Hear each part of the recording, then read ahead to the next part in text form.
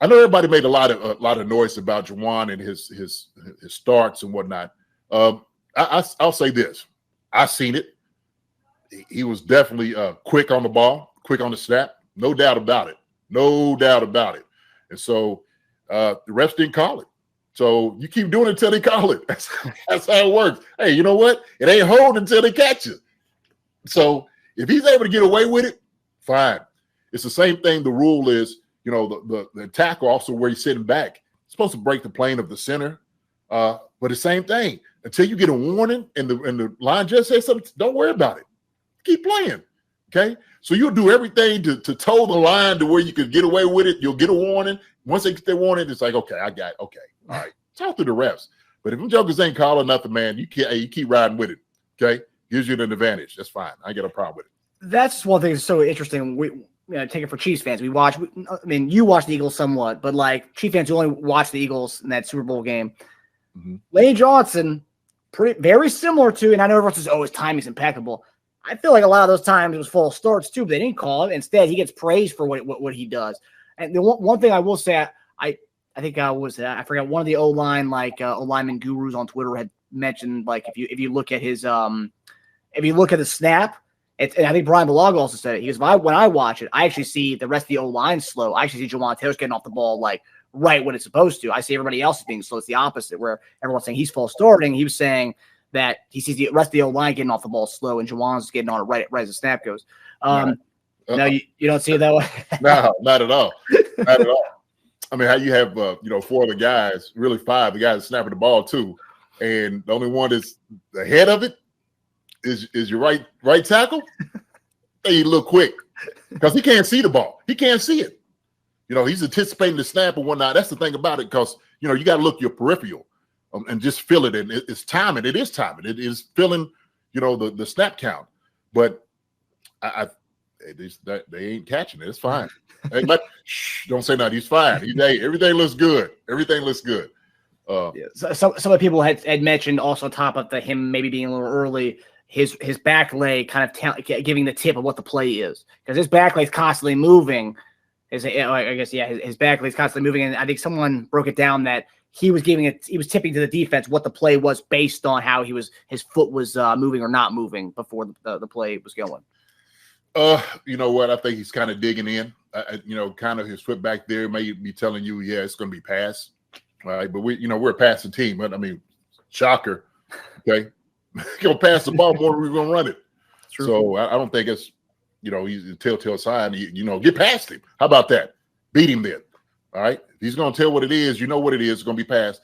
Get past him then. How about that? I gave the O-line a C+. That's what I gave him. I gave him a C+. All right. I think they did a pretty decent job of protecting Pat.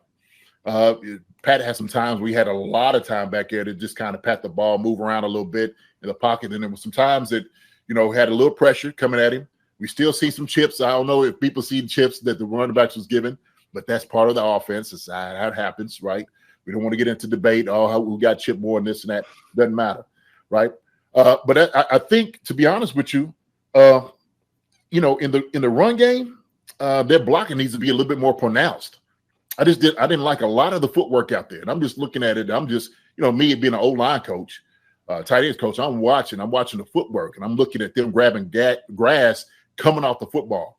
And what ends up happening is, if you pass the ball a lot and you're doing it in preseason training camp, passing the ball a lot, you start to be back on your heels. Okay. You're not digging your cleats in the ground like the insides, and guys that play O-line, they know what I'm talking about, of just grabbing the grass, coming off the football, bringing your hips more, right? And that's what you want, coming off the hips.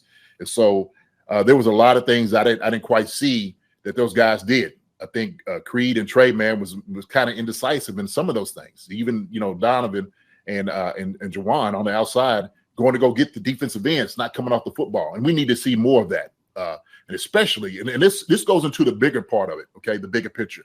Anytime we get into third and short, okay, and fourth down and stuff, going for that 1 yard, it's all attitude.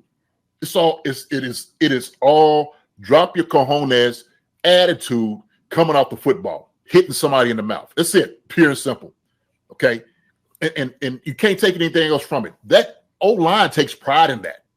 They do. That's a part of their marker about how good of an offensive line you actually have.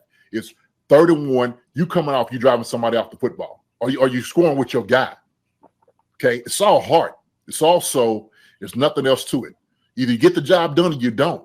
And so I look at it. We could question the play call because they were questionable. I think Andy would like some of those back, right? I know I seen you was talking about getting cute on the line. Hey, look, you know what it is? I don't care how cute it is back there behind me, what's going on. O-line, we got to get that yard. We have to. 1 or 2 yards. That's just how it's got to be. Okay, and that's on everybody. For an O lineman, though, just a quick question on that. The short yardage play, the big short yardage play that everyone's talking about is the Blake Bell under center. It wasn't a QB sneak. It was a jet sweep by Rashee Rice on 3rd and 1. Was it? Yes. For an O line, you talk about you kind of want to have establish this kind of mentality, this physical mentality.